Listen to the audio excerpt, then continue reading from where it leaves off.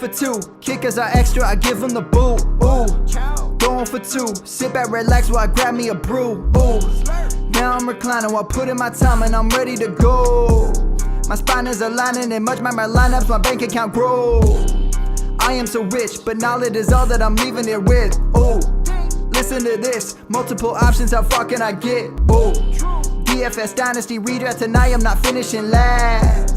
I'm finishing past any and all, I am looking to last. What else? This spot is popping and I am so locked in and only opening the door when it is opportunity knocking. And all of these spots keep on talking and talking. So what are we talking? What kind of alignment? And running it deep, even players forgotten or came from the bottom or hitting that top end. And this spot is popping, yeah, this spot is popping. And woo!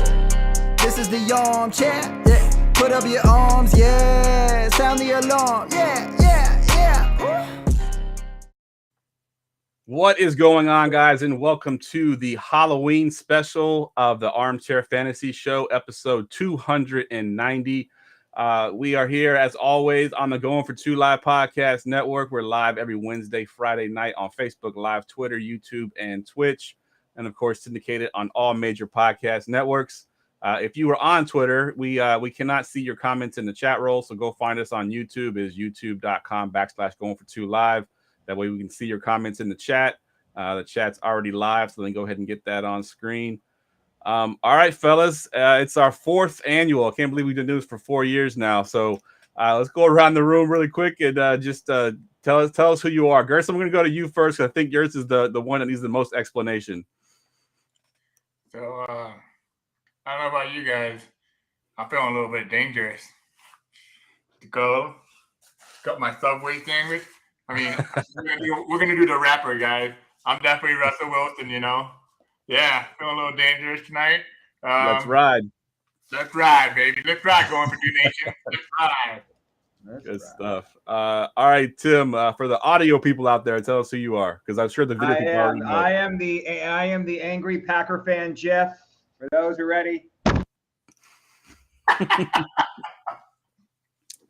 Nice. Good stuff. And obviously, if you don't know who I am, I'm Anakin Skywalker. You can see the scar over my eye right here. My daughter's going against Princess Leia, so I figured I would be Anakin, who, if you know the story, obviously Anakin Skywalker is Princess Leia's dad. I was gonna go as Darth Vader, but Darth Vader costumes are like $100 and plus, so I was like, yeah, I can't afford no Darth Vader costume. So we're getting this little robe here, put a scar over my eye, get myself a lightsaber, which I got sitting right here next to me. There you go.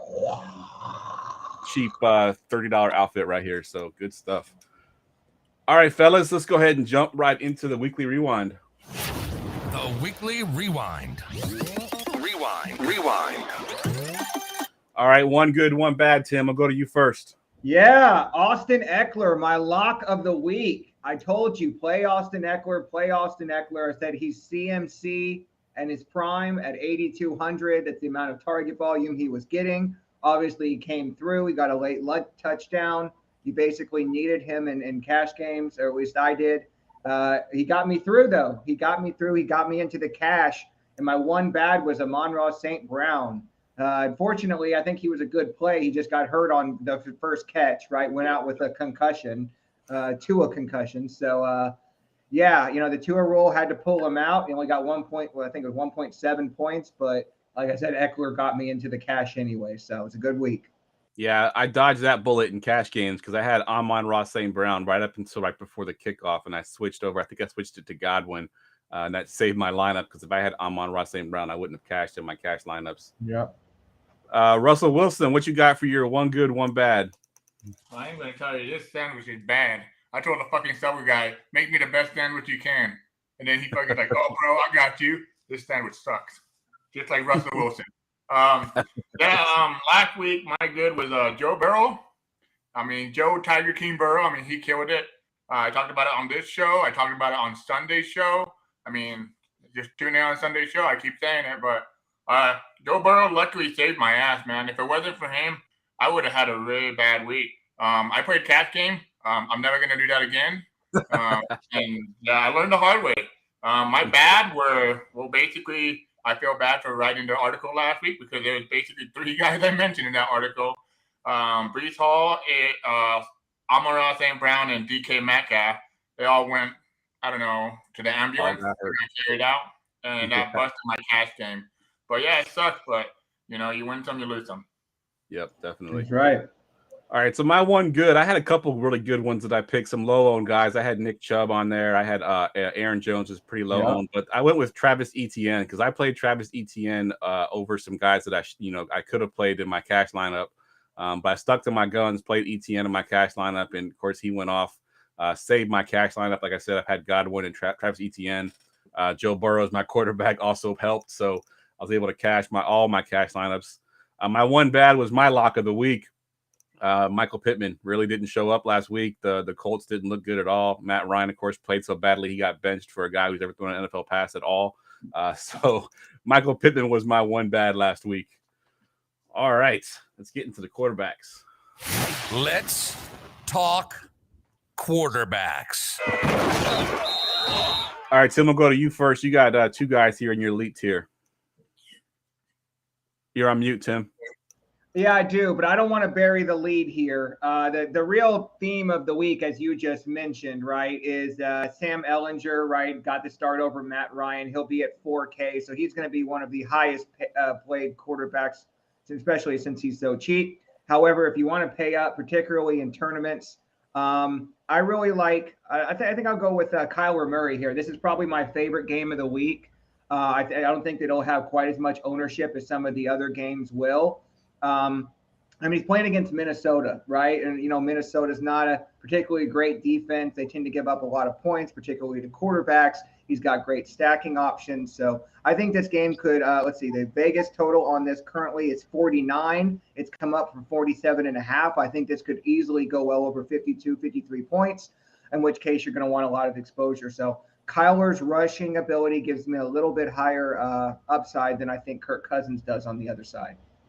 I like that a lot. I have him as well. Kristen, who you got for your elite quarterback? I like that call. Let's ride. I have Jalen Hurts. Jalen Hurts, he basically performed as the top 5 quarterback all season. He had one bad game, and it was against the pretty stout defense, the Cowboys. This defense is not stout at all. It's less than stout. I mean, Pittsburgh Steelers, I think he should have a big game. It is hard to stack him. You have to get creative. But the good thing is the run backs are cheap.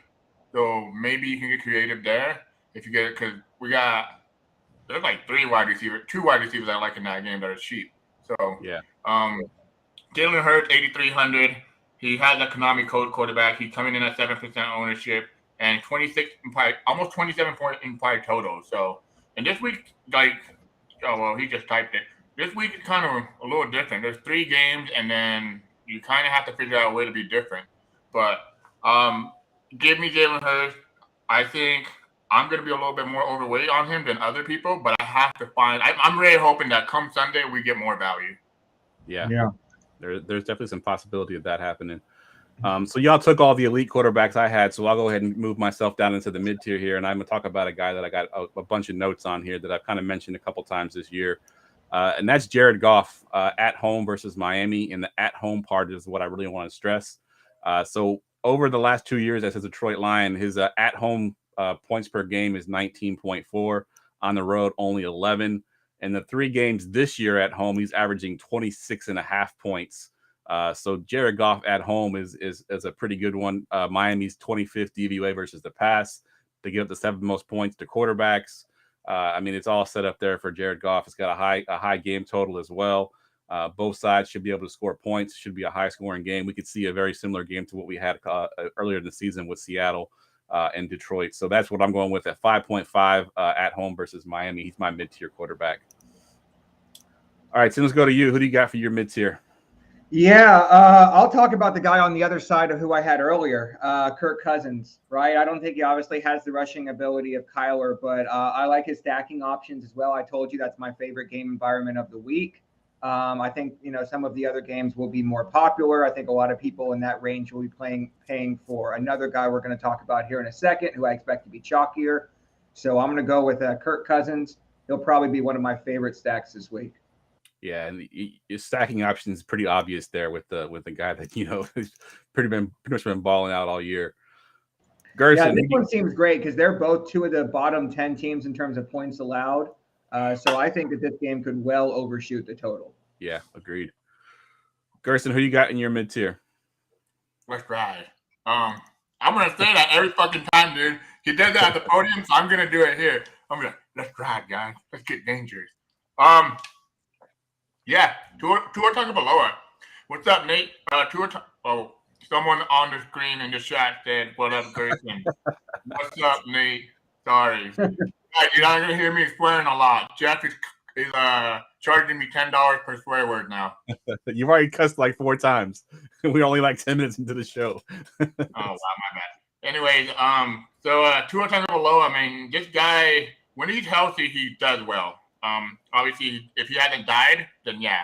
But Tua Tagovailoa, he is, I believe. Sorry, I just had it. 6,200. Stack him with Tyreek Hill, Waddle, Gesicki. I'm going there, man. I'm going there. In this game environment, I mean, this game is going to be awesome. I'm so excited for it. Miami ranks 4th in passing yards per game, 296 yards. And, of course, that is, like, with Teddy Bridgewater playing, like, half of the game with, what's his name, Skylar Thompson played, like, a half a game, too. And then Tua, you know. But what I love the most about this game's in a dome.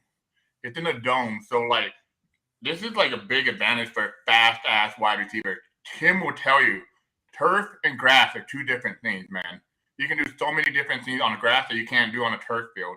And, like, you can do things on a turf field that you can't do on the grass.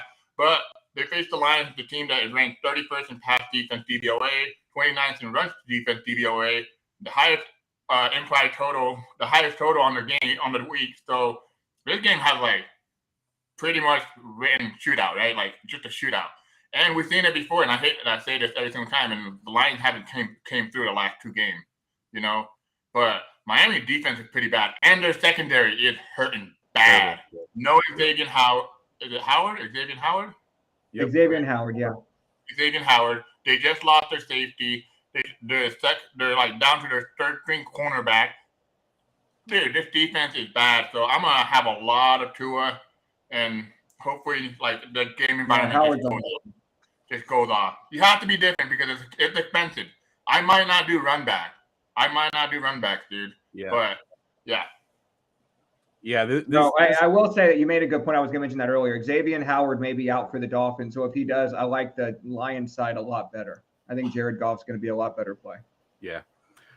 So yeah, I got also Derek Carr. We all have Derek Carr in our mid tier as well. Saints, you know, that used to have a vaunted secondary, not so much this year. The 20th DVOA versus the pass. It's also the 2nd highest game total on the slate. And only a 1.5 point spread. So it should be a close game, back and forth. There should be a lot of scoring in this game. Carr's only 5.9. I think he'll be a fairly good option there in the mid tier. Hey, I had one stat that I was pulling up here on Kirk Cousins. So the top 5 teams in the league in terms of red zone pass rate, Chiefs, Bills, Bucks, Bengals, all not on the slate, and then Vikings. So we always used to think they'd get into the red zone and then run Dalvin Cook. They're continuing to throw even when they get into the red zone now. Yeah, good call. All right, let's move down into the value tier here. And Tim, since you already kind of brought up the chalky chalk this week, we'll go ahead and let you talk about him. Yeah, Sam Ehlinger. So obviously, University of Texas grad, preseason standout, and just the cheapest stone minimum at quarterback at $4,000. They said that they expect his rushing ability to actually give the team a spark. You know, probably looking at a floor of maybe 50, rushing yards or so. I don't expect he's going to put up a lot through the air. I think if he eclipses, even 150, 200 passing yards, that would be, surprising. But it's really a floor play, right? This is to get you those 12, 14, maybe 15 points you need out of your quarterback so that you can stack literally every other position. And that's the only reason you're playing Ehlinger. Yeah, I went back and looked at his college stats just to see what kind of runner he was, and I think he had almost 2,000 yards rushing. He had one season where he had over 600 yards, so he's definitely a running quarterback. So they can definitely use him like that. And have we ever had a quarterback at this price? I mean, usually the only time I remember it was like a couple years ago. Deshaun Kaiser started a game when he was at min price. That was the one time and it didn't work out that week either. By the way, there was also, I think it was last year or maybe 2 years ago. It was that wide receiver converted quarterback to the The Denver guy. He was 4,000 too. But I'm telling you guys, like, this can go really good or this can go really bad. Really bad. I mean, that's 100% either true. way. But I like another guy that I didn't even list him on my list, but Kim has him underneath. Oh, and you do too, Jeff. Sorry, guys. I've been busy today. It's all good. Yeah, so let me go ahead and go to you, Gerson. You want to talk about him? So it's Malik Willis. Ryan Tannehill is going to be out. Malik Willis is the ultimate Konami code quarterback as a value. Like what you're hoping Sam Ellinger is probably Malik Willis' floor, or like ceiling, I guess like, I don't know, in between. I'd rather pay $1,000 more for a more talented quarterback, I think Willis is much more talented. He did fuck up sorry. He just screw up. I'm gonna get a little bell. I'm gonna get a bell and just make ding. He did screw up last. How do you guys see in these glasses? Like, how do you read or do anything in these glasses? Yeah, he did screw up last week on a fumble, but I don't know. We'll see. And they're basically saying that Tannehill is going to be out, Joe, on the chat row. Yeah. I mean, Willis, and I think he's more safer than Ellinger to me. That's just me, though, because if they're going to run the ball with Taylor, it's going to be more different. And, I mean, Willis has a freaking arm, dude. He has a cannon. So, I mean, I can't name all the wide receivers in Tennessee, which is Robert Wood, that white boy, Kyle Phillip, or is it Kenny Phillip? Kyle Phillip. And you got Westbrook Ikini or whatever his name is. Nick Westbrook Ikini. But he had a hot. I will add one thing there. When Sam Ellinger was named the quarterback, the total for the Colts dropped 3 points. Even with Malik Willis rumored to be starting and getting first-team reps, the Vegas total has not really changed. So to them, Malik Willis is not a significant downgrade from Ryan Tannehill. The other thing I was thinking about, I know we're talking a lot about value quarterback, but the other thing I was thinking about Malik Willis, this team's just going to run the ball down their throat. And let's say they get to the 5-yard line, they can do a play-action rollout to Derrick Henry, like not a rollout, like what do you call it, Tim? Like a fake play action waggle? Is that what you call it? Bootleg, yeah, that kind of thing. Bootleg, and Willis can just run it in, just free. Because obviously they're gonna be like, oh, Derrick Henry's getting the ball, right? And absolutely. I mean, you can get value that way. I like both quarterbacks, but I think I'd rather go to Willis for the ownership percentage. But that's in GPP, not cash game. Yeah, I think also the matchup there too, right? I know Washington's defense not great, but where they are good against is against the run. So if they play the quarterback like a running back and they stop the run, I think Malik Willis has got the better matchup there with the Texans. So I like that. I did have one pivot. He's obviously not a play you want to put in cash games because he's not going to have a ton of passing yards because he's going up against the number one passing defense in the Dallas Cowboys. But Justin Fields now, I think, has had 3 straight QB1 games. If he played a season-long fantasy, QB1's a top 12 QB for that week. He's got 2 straight games with 80-plus rushing yards. The Bears are game planning him to rush the ball more and more. So I think in this game where it's going to be hard to pass on the Dallas Cowboys, they're going to probably run Justin Fields even more. That gives him a nice solid floor. And if he can rush a touchdown in there, then you can get those points at 5.2. I think he's another good pivot there. Yeah, I like that. That's right. I think I'd find the 300 for golf, but that's just me. Yeah, exactly. And I think I definitely have plenty more golf. I just think Fields is sort of the pivot off some of those guys. Sure. He'll be much lower owned. Yeah. Did somebody say tight ends? All right, tight ends. We'll go to you this time first, Gerson. Who you got for your elite tight ends? Hey, dude, I'm not gonna lie. The drunker I get, the better this sandwich is tasting. So tight end, man. I'm not gonna lie to you. Tight end was like the most. I looked at it and I was like, oh my! I don't want to pay up for it, but I guess I got it right. We got Zach Ertz as my favorite tight end this week at the top tier. He has a great matchup. What's their name? Minnesota Vikings ranked 25th in DVP versus tight end, 5,100. We finally saw Hopkins back last week. I think that opens up a lot for Ertz more than it hurt. I mean, it helped both of. It's like a take 2 to tango. It helps both of them, But I love Ertz at this price. I'm going to actually target that game quite a bit. That's the other game I like. And I like the game environment, like Tim said. And that's why I was like early on when Tim said Kyler Murray, I'm like, let's ride, I'm on that game. 5,100 Zach Ertz, great DPP. Ownership is up there too. I believe he is at the third highest owned tight end. Yeah. Yeah, he's at 7% right now. So give me Ertz for sure. Good stuff. Yeah. All right, Tim, what do you got in your elite tier? Yeah, TJ Hawkinson, the Hawking Goat. I told you I like the Detroit side there. I like it even more if Xavier Howard does play, because that means they'll probably funnel more to Hawkinson over Josh Reynolds. But either way, I think he's a good play. It's a good matchup. He's getting a lot of volume. And as Gerson mentioned, it's just an ugly slate for tight end. So I'm usually going to be looking to stack with my quarterback. Yep, I like it. So my elite tight end is George Kittle at 5.7 playing against the Rams. We've already heard that Deebo Samuel is definitely going to be out. And then Jennings, who's our slot receiver, might also be out, which opened up more targets in the middle for George Kittle. It's a tough matchup. He struggled in the past against the Rams, but with Deebo Samuel being out, I see them using Kittle a lot more. And obviously, that offense now has Christian McCaffrey to draw some eyeballs so Kittle can get down the field. He was the tight end one, I believe, last week. I think he had 98 yards and a touchdown. So I think 6 catches, 7 catches, something like that. So yeah, Kittle is back to form at 5.7. I think he's too cheap to even in a tough matchup. I think he's still too cheap. Yeah, in my opinion, I don't think he's probably the only guy that's got that true ceiling this week with Kelsey and Andrews off the slate. Agreed. All right, moving down into the mid-tier here, Tim, who you got? Well, looks like we all kind of have the same guys. I'm going to go with the theme of the night, which is play the Vikings. I hate to say it, but in the past when I've played Vikings, it's worked out well for me. So I'm going to go back to friend of the show, Irv Smith Jr.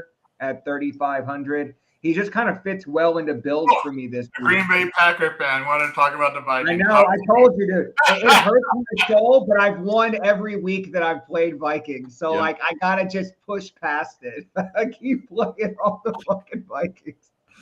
I can't play Packers. That's for damn sure. Anyway, Arizona, worst in the league against tight ends. He's 3,500. He's still got good volume, and I think he could have a ceiling week against the Cardinals. Good stuff. Gerson, who do you have in your mid-tier? Yeah, they call this the upside down sandwich. See that one? I mean, I love the Irv Smith call. The other guy I like is Pat Freiermuth. I say Pat Freiermuth is probably one of the most underrated tight ends in the industry right now. Like, this guy the only thing that sucks is he either does good or he does bad. There ain't no in between, man. No 15 middle. point, 3 point, 15 point, 6 point, 12. I'm like, all right, cool, I'll take that. But with Kenny Pickett, I mean, that's his safety blanket, right? I mean, last week we saw him. He peppered him with a lot of targets. 9 targets. That's what we want. 8 receptions, 75 yards. If he would have gotten that touchdown, I guarantee you he would have been the number 1 owned tight end this week. Yeah. Almost. I'm pretty sure. 3,900 against the Philadelphia Eagles. They're going to have to keep up with them. And this is one of the guys I will run it back with. 3,900. I mean, that's cheaper than the wide receivers they have there, So give me Pat Freiermuth in that game environment. He is coming in at the second highest owned tight end at 10%. So I love Freiermuth this week. Let the moose loose, like we would say, or what did they say? Moo. Good stuff. All right, so I had one other guy in the mid-tier, Tyler Higbee. Obviously, he's been a target hog all season long, coming off his bye week, going up against San Francisco 49ers at 4.2. It's basically Cooper Kupp and Tyler Higbee. I don't know if the bye week will change anything. I doubt it. And he's killed us in the past. I think we got a good linebacker that can cover tight ends, but for some reason, Higbee just finds a way to get open. So Higbee at 4.2 is my other mid-tier tight end. Moving down into the value tier, it was ugly down here. I had a hard time finding anything really. Tim, we'll go to you first there because you got 2 guys listed in your value tier. I do. First one is Juwan Johnson. Adam Troutman is expected to be out again. We saw last week against the Cardinals, he got a fair amount of run. It seems like he's kind of behind Troutman on the depth chart, but when he does get to play, he gets the run and he gets a great matchup against the Raiders this week. I think he's probably one of my favorite kind of cheaper plays. I like Irv Smith, but if you need a couple $100 and you're looking for a good pivot, Juwan Johnson. We played him earlier in the season when he was like 2,800, and then he kind of got, a couple of slow weeks. And then last week, boy, he bounced right back. Yeah, he had a 2-touchdown game. That'll definitely increase your price for tight end for sure. Yeah. Go ahead and talk about your other guy there too, since neither one of us have him, and I'll let he was going to be my sit call, Tanner Hudson. As we know, Daniel Bellinger is out for the Giants, and the Seahawks are basically second, or depending on the metric you're looking at, the worst or second worst team against tight ends in the league. He is a pure punt play. He's 2,500. I expect that he's probably only going to get you 4, 6, maybe 8 points at most. But if he does fall into the end zone, he obviously crushes that value and lets you pay up for literally every other payer on the slate. So that's the only reason I have him on there. He's sit call worthy though, because he could get you a 0. Yeah, that's definitely true. And I think he had in relief last week, he had at least 3 catches or something, I believe. So yeah, I think he had 4 points in relief. He's had like 6 points in relief in another game. So he, they use him when he's in the game. Good stuff. Yeah, in 2021 in the preseason, he had 12 points. I mean, take preseason for what you want, but he got 7 targets. Yeah, I mean, when you're paying stone minimum, you're really just using it as a pay up for other stuff. Exactly, and at least we know he's got the pass catching ability. That we see that, so it's definitely a good call there. Yeah, Gerson, me and you got the same guy there, so go ahead and talk about the one that we have. Yeah, man. I think for $300 more, rather than getting a sit call with Tanner Hudson, I love you, Tim, and like. All right, everybody on this podcast. My brother called me. I was like, "Don't be a dick, dude." Well, you always go to bash Tim's call. I'm like, dude, like me, Tim, and Jeff agreed a long time ago. We don't hate each other if we disagree. We still love each other. What is this? Our 5th year in? Yeah, 5th year. No, I agree. He's a much better play. Yeah. So Noah Fant, man, 2.8K.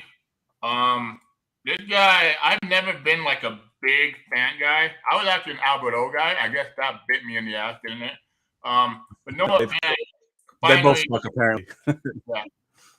Finally breaking out a little bit, right? Last week he did have a shitty game. 3 targets, 1 reception, but I don't follow the whole "what have you done for me lately." I just follow the research, DK Metcalf is not playing, guys. He's gonna be out. There's no way he's gonna play. I didn't talk to her. I looked at many Twitter doctors, and I know people say Twitter doctors are like fake people. Those guys are educated. They have their degree. All of them have said DK is going to miss like 3 to 4 weeks. And I would be shocked if he plays. But Noah Fant, 2,800. He's coming in at 7% ownership against the New York Giants. I'm telling you guys, though, the New York Giants defense is a good defense. They're a top 10 defense. I think that defense is surprising people, and there's a reason why they're 6-1. I can't believe I just said that either. I know, me either. It didn't even sound right. Yeah, but Noah Fant, 2,800. With DK Metcalf being out, Tyler Lockett is going to be there. But I love Lockett this week, but I don't know if how much I'm going to go there. Like I just told you, the Giants are a good defense, but give me Fant for sure. That's going to be my punt this week. Yeah. Yeah, 2.8 is a pretty good price. And the 2 games before last week, he actually had a couple good games as far as targets and some decent yardage. So he definitely has that ability. I think last week it was just we had the Kenneth Walker show last week. It was just all about him, and there just wasn't a need to pass. He was just killing on the run game. So he played more snaps every week. He started off around 50% of snaps. Now he's up to 73. So they're definitely using him.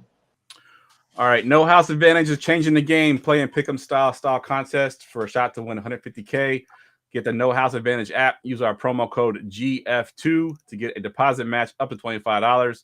Bet on up to 5-player props, over/unders, individual player matchups across every major sports league, including MMA, NASCAR, and PGA. Again, our promo code is GF2. Use it at nohouseadvantage.com or get the app and use for your first deposit. You get a match up to $25. No House Advantage. It's not how you play, but where you play. It's time for running backs. Running backs. All right, Tim, let's go to you first here. Give me one of your elite guys here. Yeah, this is a guy I was definitely wrong about coming into the season, but I've continued to play basically every week, and that's Saquon Barkley. This dude's getting insane volume right now, and he's got basically one of the best matchups you can have against the Seattle Seahawks. I've basically every week come on here and told you to play running backs against the Seahawks. This is not going to be any different. He gets the volume on the ground as well as through the air. He's pretty much one of the only running backs playing over 90% of the snaps, or at least the only one that's on this slate. And he's 8,100, right? I think he's the fourth priced running back. So I think he may even be too cheap at 8,100. I'm going to have a lot of Saquon this week. Yeah, I love Saquon this week as well. And if you watch the Wednesday show, we did our midweek award show, and Saquon Barkley was the unanimous comeback player of the year. As far as fantasy goes, he probably even in the NFL as well. He's been amazing this year. I don't know. I think you got to give a couple votes for Geno, but I agree. I know a lot of people were saying that Saquon was washed and he'll never be the same again, and they're obviously eating it this year. Definitely are. So the other guy that I had, and I don't like him as much as I like Barkley, but Dalvin Cook coming off the bye week. Arizona Cardinals, 21st DVOA versus the run. Cook is at 7.6. We expect that game to be a fairly high-scoring game.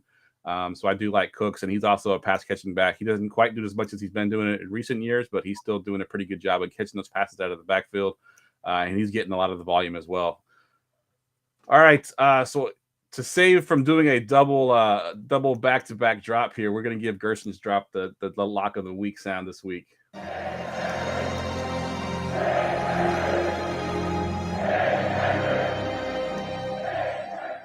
So this is Gerson's lock of the week here. Who you got, Gerson? Guys, well, obviously it's like King Henry, so I hope everybody figured that one out. Mr. Derrick Henry, King Henry, man. It's time, man. Cold weather season. I think it was on Monday. I went to work, and it snowed. I'm like, fuck, Derrick Henry's probably running over someone right now. Oh, where's my bell? Bing. Yeah, my bad, dog. I better win a GPP at this pace. For the listeners out there, I'm not giving Gerson a hard time because he's cussing. I don't mind that, but iTunes gave me a little ding instead of Apple, however, does. Yeah, Apple gave us the ding, and they will turn us into a rated R podcast, which obviously would hurt our views if we get that rating. So that's why I asked Gerson to tone down just a little bit. So there's a lot of ways I looked at the research, man. One of the best ways is Henry has averaged 27.5 points per game in wins compared to 14.4 fantasy points per game since 2019 in losses. I think it's safe to say that the Titans are going to win this game. I mean, they're just going to run the ball. And this is why I say this. I mean, Henry has a history of just running all over them. Let's see. And I told, man, early on in our chat, me and Tim, he told me, I don't know, man. I'm like, dude, when you're right, you're right. When you're wrong, but you might be wrong, but you might be right. Like that's the way it might be that. But when I see this, I think I'm right, dude. 22. Here's the last three again. Ready? 22 attempts, 212 yards, 2 touchdowns. 34 attempts, 250 yards, 2 touchdowns. 32 attempts, 211 yards, 3 touchdowns.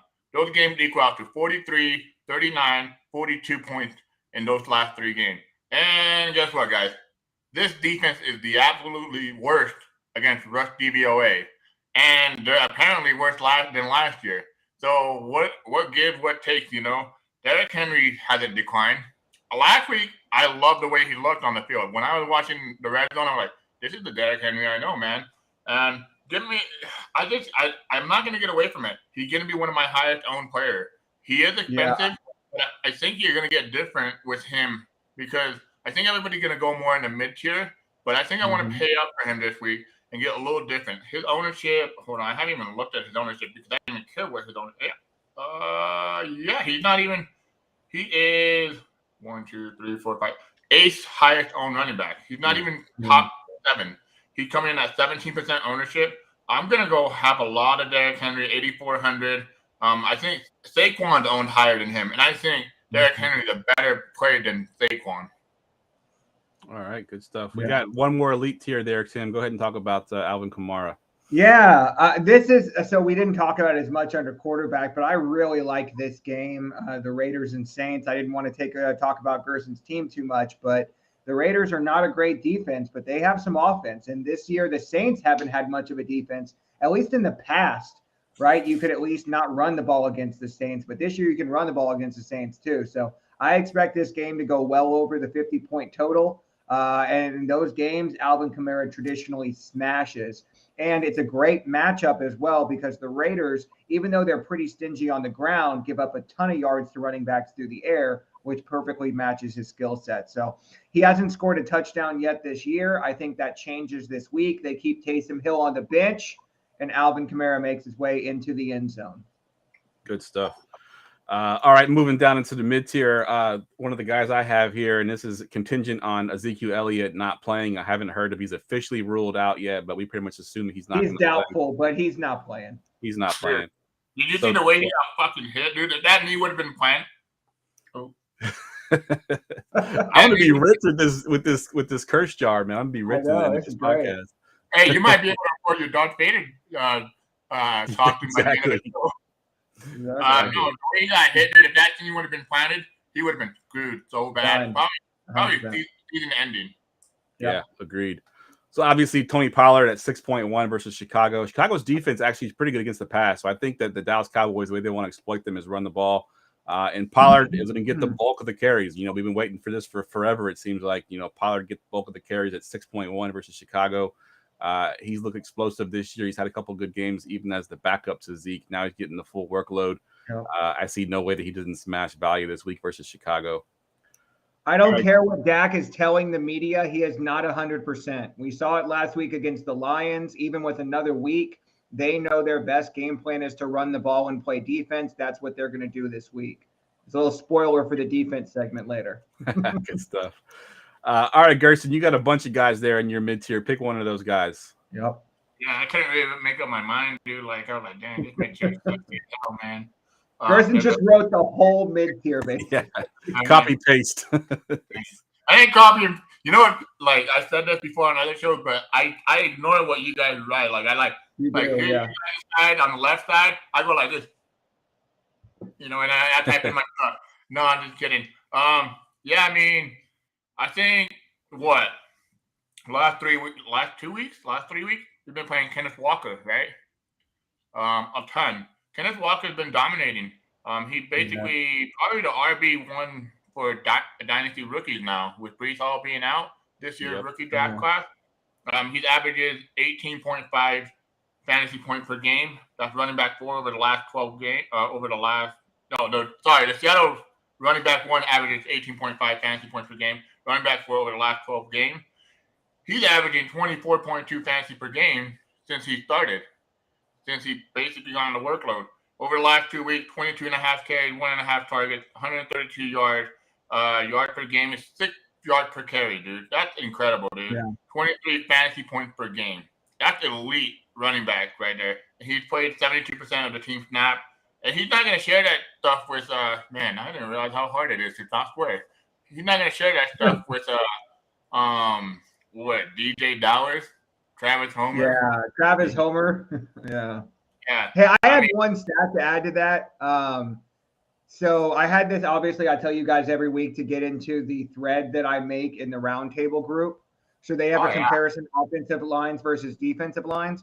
So right now, the New York Giants are giving up over 4 yards before first contact. Wow.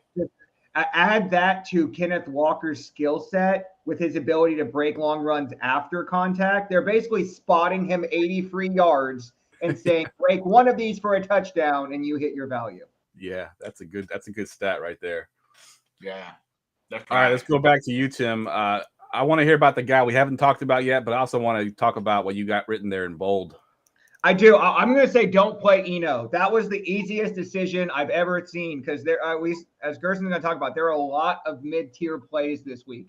Do not get distracted by Eno Benjamin. He is not a play, okay? He was a play when he was min price, but now that he's 6K, I know he got a couple of short touchdowns last week against the Saints, but he is a trap of all trap plays this week. Save $100 and play the correct play, which is Raheem Mostert, a.k.a. the must start, okay? We told you to play this guy when he was a 49er. We know Mike McDaniel brought him in to run his offense. Chase Edmonds sucks. So we know it's Raheem Mostert season. He gets a great matchup against the Lions. Everybody's going to be playing the passing game. He's probably one of my favorite plays on the slate. I don't know how I've built a lot of lineups that have Mostert, Pollard, and Walker. I love Derrick Henry, but that sounds really good to me. Yeah. So are you saying he's a most start? I did indeed. All right, Gerson, you got 2 more guys there. Pick one of them. Yeah, I'm gonna go with the contrarian. Well, the sharp guy in that mid-tier is gonna be Josh Jacobs. I mean, like the guy's been killing it the last couple of weeks, but I'm not just gonna be a Raiders fan. He's a great player. But one guy I kept looking at, Ramondre Stevenson. I get it. People are gonna be like, "Oh, Damian Harris is bad." Guess what? He didn't do crap in Monday Night Football. Nope. My brother asked me, "Dude, how was the workload?" I'm like, "Yeah, let me check." He got 78% of the workload. I mean, that's running back 1 status, right? Yes. I mean, Yep. yeah. And Jeff and I have been high on this guy since the offseason. We knew he was going to break out, and he's broken out in a big way. He has had 20 points game in all the games but 1. In the 1 game he didn't, it was against this cheesehead over here team, Green Bay Packers. But, man, no one – all right, take you off these glasses. Sorry, but I think it's going to continue. And the reason why it's going to continue, because Ramondre Stevenson doesn't rely just on his running ability. He is a pass-catching running back, too. He had 8 targets, 8 receptions, 59 yards last week. Just 8 receptions, 8 points. Plus 5, that's 11. No, that's 13. Sorry. That's 13. I didn't think about that. Sorry, guys. I graduated high school, and that's it. No, I'm just kidding. But I did graduate high school, I promise.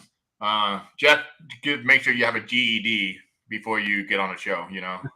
Absolutely. Background checks. Yeah, but he had 23 points last week. And Chicago, I mean, this matchup is much, much tastier, man.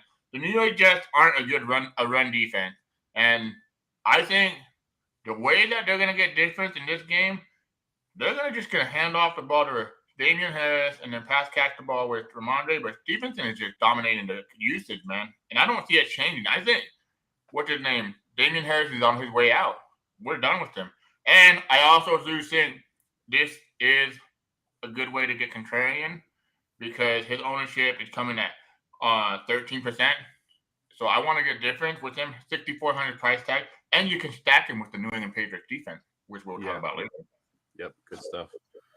All right, so value tier, similar to tight end, there just wasn't a ton of value down here. You kind of had to reach to find anything. Tim, talk about the one value you got listed there that we all have. Yeah, Deontay Foreman. Obviously, we saw Chuba Hubbard. The Chuba Wumba got rolled out today. We saw last week he kind of got banged up toward the end, and Deontay Foreman kind of came in and had a couple of long runs against the Bucs defense. It used to be you didn't play running backs against the Saints and you didn't play running against the Bucs. And this year, both of them have kind of lost that edge. So, and then he gets to come back this week and play against the Atlanta Falcons, as we know, one of the worst defenses in the league. So if somebody's projected for roughly 20 touches at 5,300, I think there's certainly somebody you got to look into. But all of those really good, strong plays for $700 to $1,100 more, it's hard for me to think that I'm going to have a lot of Foreman this week. Yeah. Can I answer this question real quick? Yeah. For the people that are just listening, there's a gentleman named Joe. I'm going to butcher the crap out of his name. Figuro. I think he's Italian or something. But anyways, he asked, what is Walker's ownership? Kenneth Walker. It is 14% ownership right now. I think it'll be higher than that. I estimated by the weekend it'll be up near 25%. I think he's really gaining a lot of steam this weekend. Yeah. Let's ride. So the one guy I had in the value tier, just as a leverage play, if you're not going to play for him, he's $100 more. He's in the same game, so you wouldn't play these guys together. But Tyler Algier, and this is more of a volume play. The Falcons run the ball 58% of the time, which is the second most in the NFL. He's not very efficient, but if he's going to get the ball that many times, he'll definitely rack some points up. He can score against his defense. So he's more of just a volume play. You're not going to have a ceiling with him, but at 5.4, you can use the volume and still get some points. 3% ownership, too. That's the crazy part. Yeah. All right, let's get to the receivers. And now, wide receivers. All right, Gary, so I'm going to go to you first because me and Tim both have our locks of the week. Jeff and Ewok. Okay, again, the chat row. Dan. That's a good one, B. It's a good one. I like it. All right, Gerson, what do you got for your elites here? And don't take me or Tim's lock of the weeks. Yeah, right. Take the other guy. I love how you didn't read half of my sheet. Yeah, I mean, it's Mr. Fake Ass Wide Receiver 1, right? Justin Jefferson. The Jetty Express will tell you guys why I call him a fake ass wide receiver 1, because we played him for like 3 weeks and he didn't give us anything, you know. But I think he's back, man. I just want to pour a cold one or give a toast to Jamar Chase. Thanks for back-to-back 30-point game. You won me a lot of money. If it weren't for you last 2 weeks, I probably would have lost my ass. But it's asset part of the vocabulary that I can't say. But I think you're okay. anyways, no, Justin Jefferson, man. I mean, he's probably the dynasty wide receiver 1. I think with Jefferson, man, what made me get on him was more, I'm going to be different. There's a lot of wide receivers this week.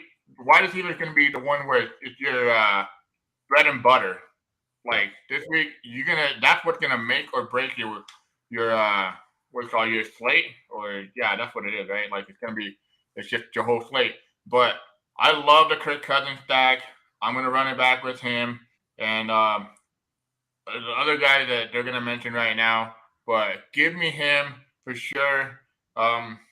It's pricey though, so you are gonna have to find value at running back, punt tight end, and punt defense. And there's Noah Fant, and then we already ruined it. Washington football defense. What's their name? Is it Washington football team? What are they called now? Commanders. Yeah, the Commanders. There's the Commandos, you know. Yeah, I mean, it's just, oh man, I can't tell you how hard. Just go with these guys, wide receivers, because they're pretty good too. All right, let's go ahead and lock it in. All right, so my lock of the week is Mr. Tyreek Hill. He had 13 targets last week, 15 targets the week before. Who said the stat was a radio station I was listening to, and he said, you know, who leads the Dolphins all time 10 catches and 150 yards? It's Tyreek Hill, and he's played what, like 10 games or 6 games, 7 games. So the history of the Miami Dolphins, players with 10 catches and 150 yards, Tyreek Hill has the most already. At 8.5 versus Detroit, I've already mentioned this game is going to be a higher scoring game. I expect that this game to be pretty highly owned as well. But Tyreek Hill at 8.5 is my lock of the week. Hey, I just have one thing to add to that. Oh, sorry, Tim. I was trying to go to you for your lock. What were you going to say? Yeah, I was just going to say Tyreek Hill is tied with Cooper Kupp for the most targets per game in the league at 12.3. He also has a 33% target share. So his usage is just insane. Another guy whose usage was insane in his first week back, DeAndre Hopkins. I could not believe it. Obviously, if we watched that game last Thursday night, we saw every time Kyler Murray dropped back to throw, he tried to figure out where DeAndre Hopkins was on the field. Just look up, find Nuke, throw him the ball. So you'd think for sure DraftKings would price him over 8,000 this week, right? Right? Wrong. He's 7,400. It's too cheap. We talked about earlier during the running back segment that I expect Josh Jacobs to be very popular this week. I think DeAndre Hopkins, particularly if you're going to play him in the flex or similar, is a great pivot in the same price range. He's probably one of my favorite wide receiver plays on the slate other than Tyreek Hill. So when I was looking at this slate, when you do your first look, you're going through everything. I just kept thinking, why is Hopkins so cheap? So whenever that's the case, I just lock that guy in and move to the next spot. Yeah, good stuff. We talked about Nook the week before he came back on the Wednesday show, and I asked everybody on the show, like, would they play him his first week back? And everyone was like, no, we want to see what he does first. And luckily, the 3 leagues that I own him in, I had to play him. He was like my only receiver. I had lost a bunch of guys, so I had to play him. So I was able to benefit from having him in my lineup. But yeah, he didn't lose a beat at all. There was no rust to knock off. He just jumped in and just did his thing. So definitely a great play there at 7.4. Moving down into the mid tier here, I'm just going to mention my guy real quick. I'm going to go with Brandon Ayuk. Hold on. I had a top guy we didn't talk about. Oh, you're right. Sorry. We'll go back to the top. Sorry, I got to talk about Devontae Adams. I would feel remiss if I did not talk about Devontae Adams, because the last couple of weeks with Marshawn Lattimore out, the Saints have been absolutely torched by wide receiver ones. 2 weeks ago, Jamar Chase broke the slate because there was no Marshawn Lattimore, and this week he's out again. I think Adams could break the slate. So my bit of thing on Adam here, yes, I'm dressed up as Sauce Gardner. No. Everybody will be Yes, everybody will be playing Tyreek Hill. He's a great play. A lot of people will be playing Justin Jefferson. He's also a great play. Gerson, you can tell me what Adams' ownership is, but I can tell you it's not high enough. I think he very well could be the play that breaks the slate this week, and he won't be as high owned. I think it's probably Tyreek Hill and some of these other guys. He's the 12th highest owned wide receiver. He's at 11%. When we say 12, that means there's going to be 9, 10 other guys that could be making a mistake with the wide receiver that's breaking the slate. Hey, I have another thing to add to that. It's in my notes. Hold on, because it's an awesome stat. It's called okay, here I got it. Tim Strobel out of Texas misses Devontae Adams on the Green Bay Packers. Yep, that's it. Yeah, I do. I'm absolutely the Wolverine meme with him on the bed wishing that I had Devontae Adams back on the Packers, because it's been rough, man. Aaron Rodgers can make all of these little hints to the media about guys, but he knows in reality he's just missing Devontae. Agreed. I did have one more guy on my elite. I'll just mention him. I had A.J. Brown. Obviously, we talked about Jalen Hurts already. He's a good stack option, 7.7. Gerson, what do you got on that?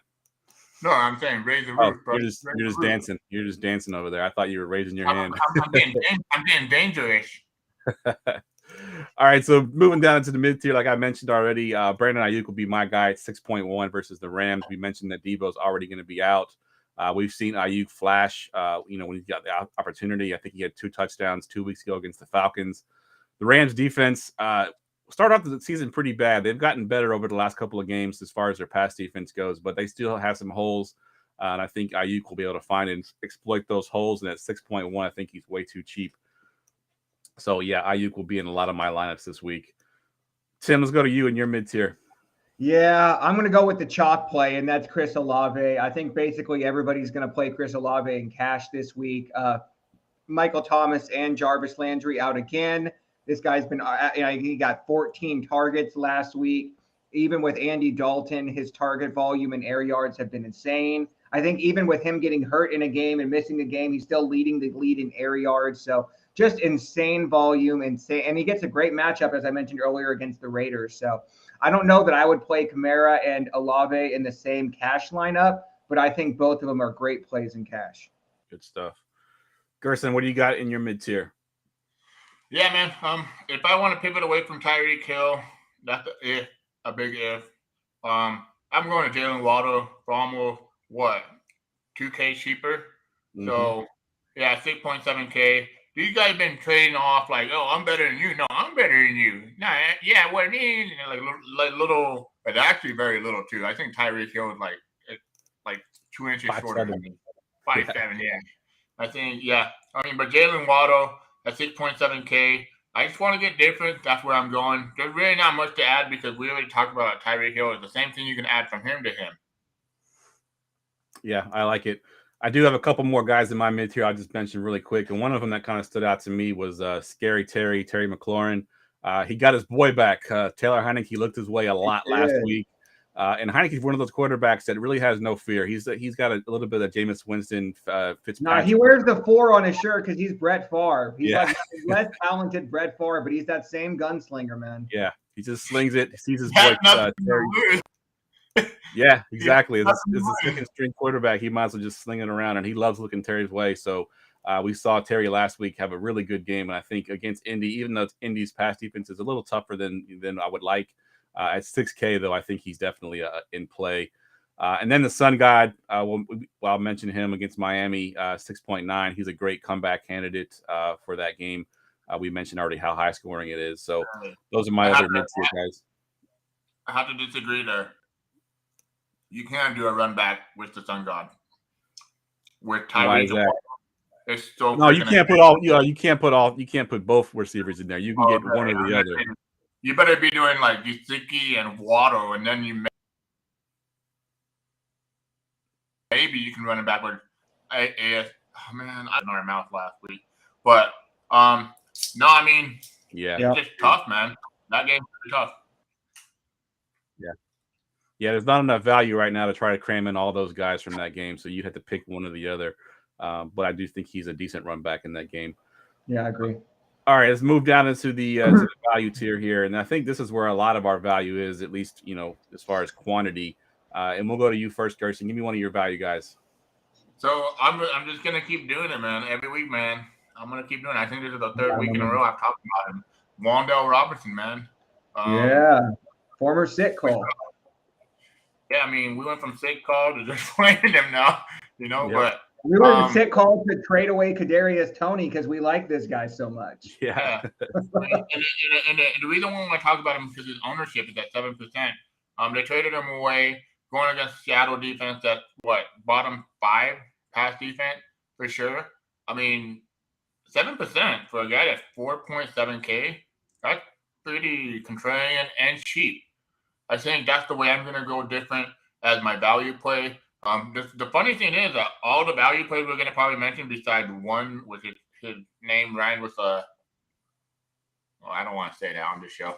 But yeah, it's DJ Moore.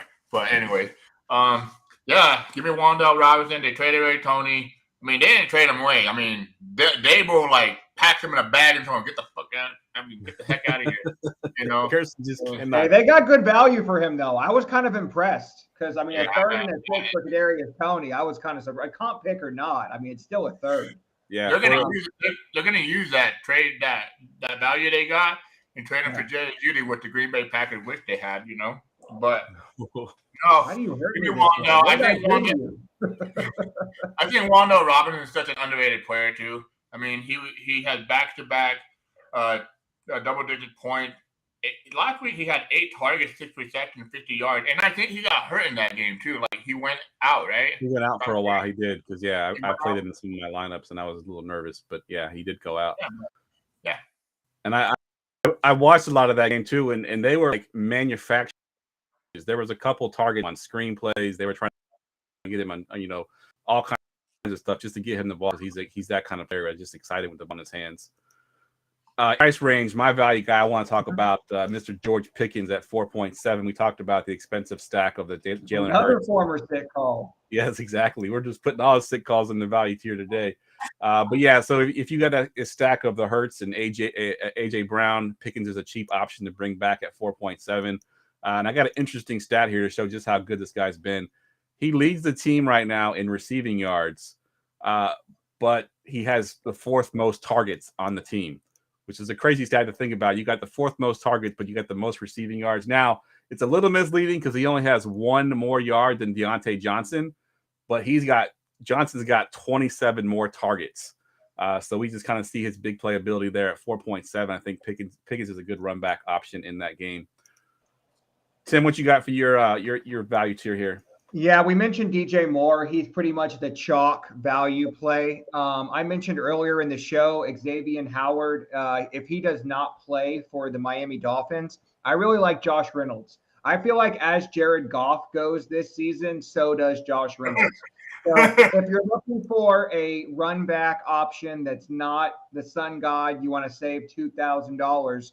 I think Josh Reynolds could have a good week, particularly if Howard is out. He does spend most of his time on the outside. Obviously, the sun god plays mostly the slot, so he won't see. So like I said, Reynolds will see Howard and not St. Brown.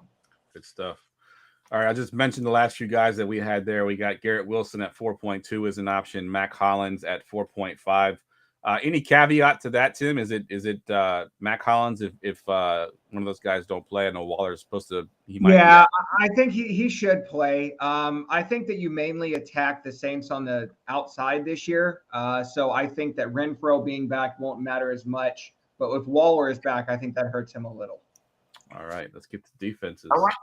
Defense. Sorry, Gerson.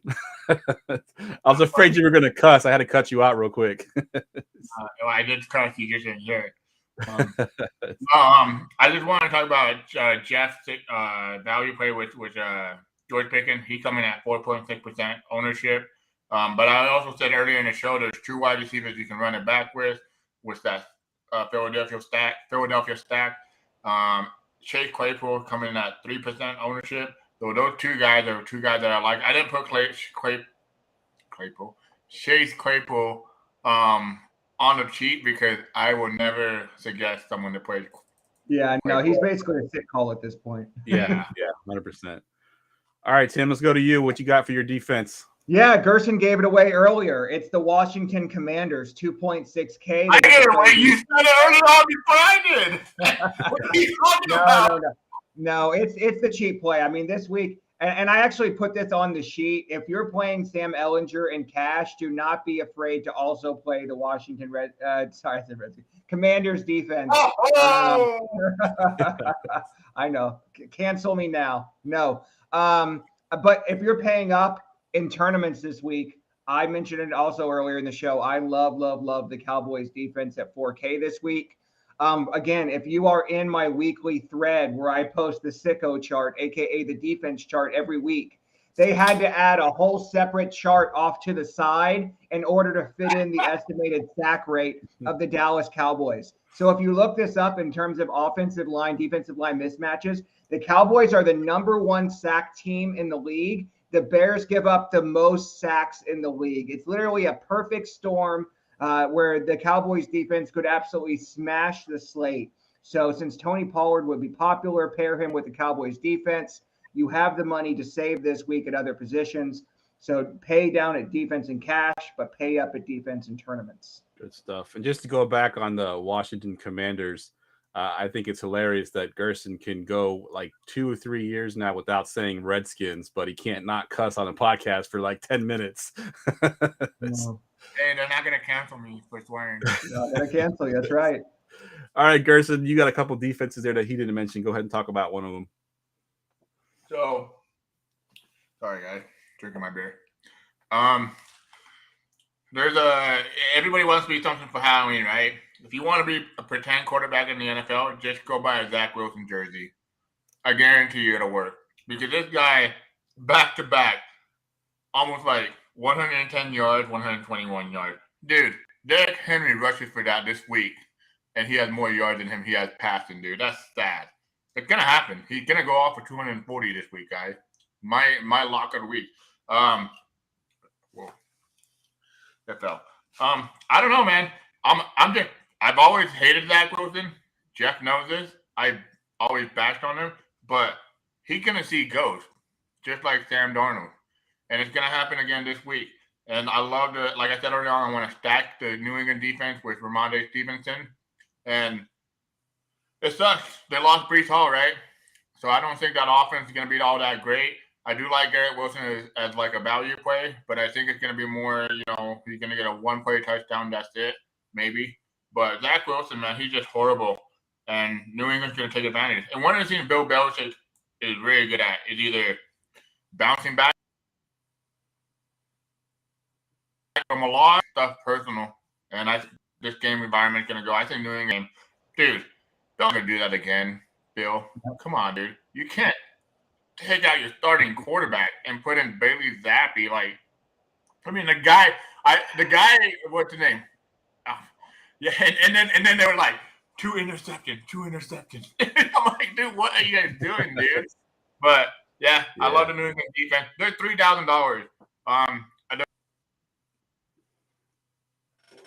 That's the reason. The reason I want to say New England defense because the watch somewhere. Hey, get different.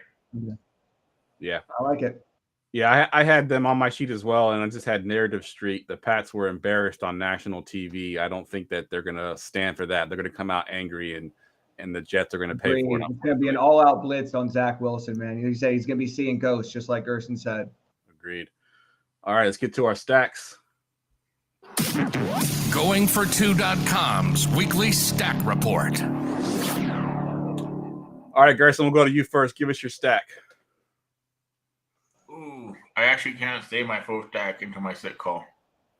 Okay, so you were going to hold it? I just realized that. I just realized that. He didn't do a stack, which I thought for sure he would. So I'll go with my stack next. I gave my stack away all show long. You know who I'm playing, right? Who's made me money this year? Unfortunately, it's those Minnesota Vikings. So I'm going to go with Kirk Cousins, Justin Jefferson, Big Irv Smith, and bring it back with DeAndre Hopkins. Yeah, that's a great stack there. I like that stack. And it's funny that you mentioned earlier in the show, Tim, that you like the Detroit side of this game, and that's what I ended up stacking. I went Jared Goff, Amon-Ra St. Brown, and then I got Waddle and or Hill. If you could get enough value to get both of them, you could probably do it, but I would suggest picking one or the other. I like Hill better, but obviously he's more expensive. If you want to go Waddle and get some more value in there, you could do that as well. But I think you can throw the Hawkin goat in there too. Exactly. Yep, you could definitely do that. So Gerson, you're gonna hold your stack into the sick call. Is that what you want to do? Yeah. Yeah. All right, let's go ahead and get to our sick call. And now, the sick call of the week. All right, so I think for the first time all year, all three of us missed on our sick calls last week. Not a good. You were so close, Jeff. You were so close. I had the right team, the right position, but the wrong player. And in my defense, I didn't know Gus Edwards was going to play last week. I probably would have picked Gus Edwards if I had known that. Justin Hill, of course, was my sick call last week, and that didn't pan out at all. All right, Gerson. A week early on Devin Duvernay, apparently. Yeah, exactly. All right, Gerson, go ahead and give us your stack and your sick call all at one here. So I'll give you my sick call of the week first because it's gonna go obviously into my stack.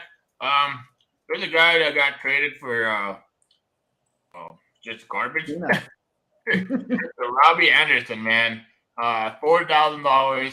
I think this game environment is gonna go crazy. I love this game. And the way you can be different is with Robbie Anderson. Dude, I can't even pull him up on my. Yeah, there you go. Found him. 1.8% ownership. If he catches a long bomb, which he can, and this is his second week with his team, I think he got the playbook down a little bit. I'm not gonna lie to you guys. You guys ever seen Dennis the Menace? No, with the Wayne brothers. South Menace Central Society. Menace, yeah. Menace Don't be a Menace to South Central. Yeah, but that's like him. You know, that's him right there when he got traded. But dude, Robbie Anderson against the Minnesota Vikings. I'm just hoping for a 60-yard touchdown. That's all I'm hoping for, right? And he's only 4,000. And I'm gonna stack him with Nuke, Kyler, and Justin Jefferson. That's the way I'm gonna get cheap. That's the way I'm gonna be able to fit that stack. And then obviously play the value running backs and whatnot. Yeah, I like it. I think they handed Robbie Anderson their playbook, and every play just said, go deep, go deep, go deep, go deep. That's all he's going to do. That's it. All right, Tim, who you got for your sick call?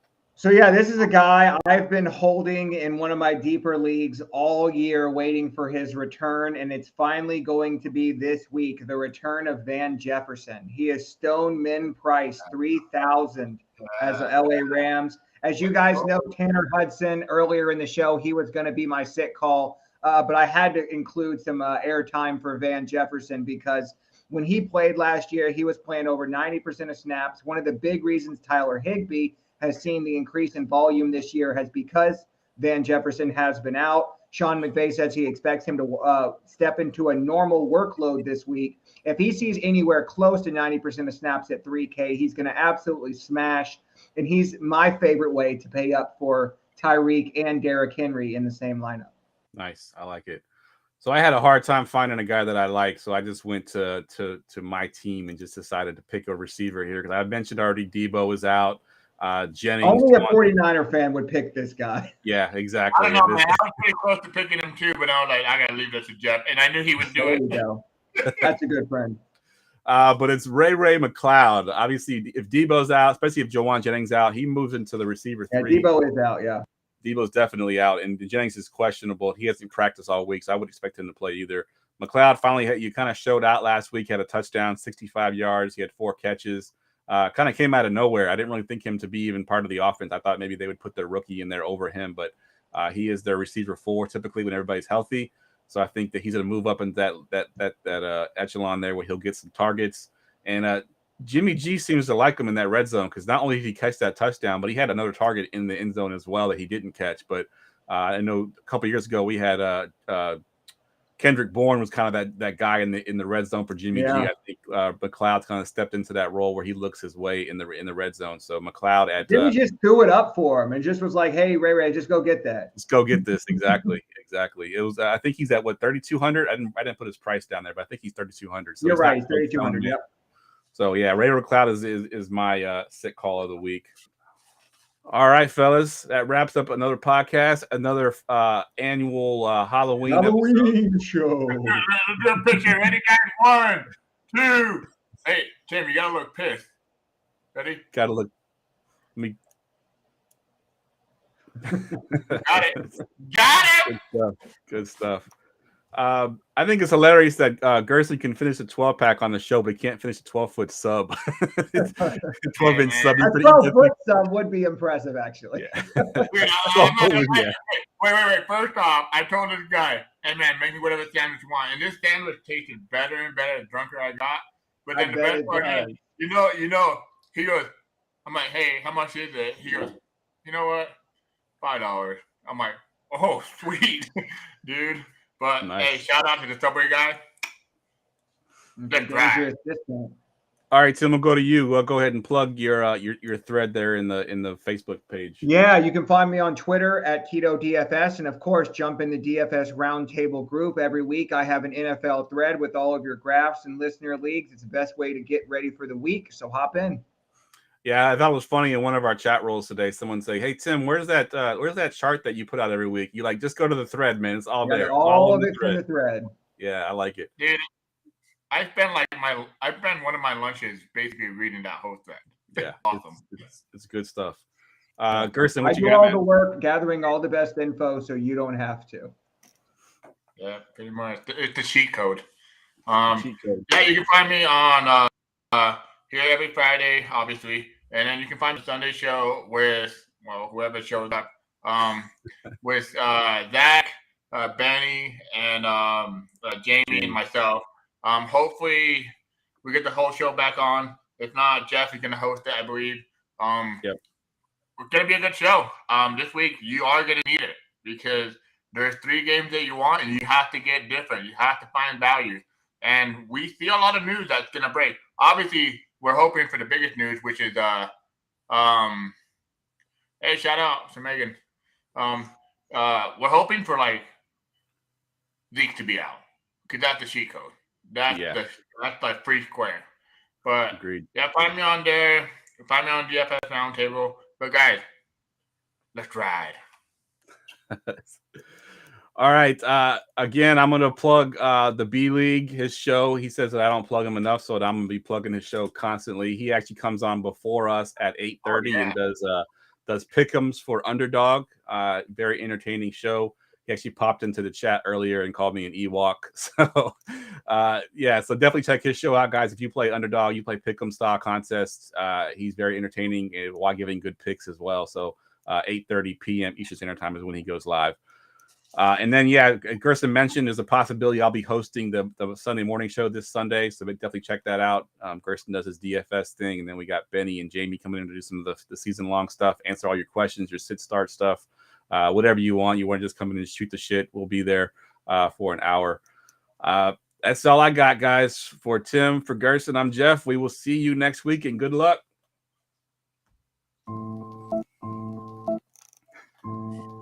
Let's ride. Let that go.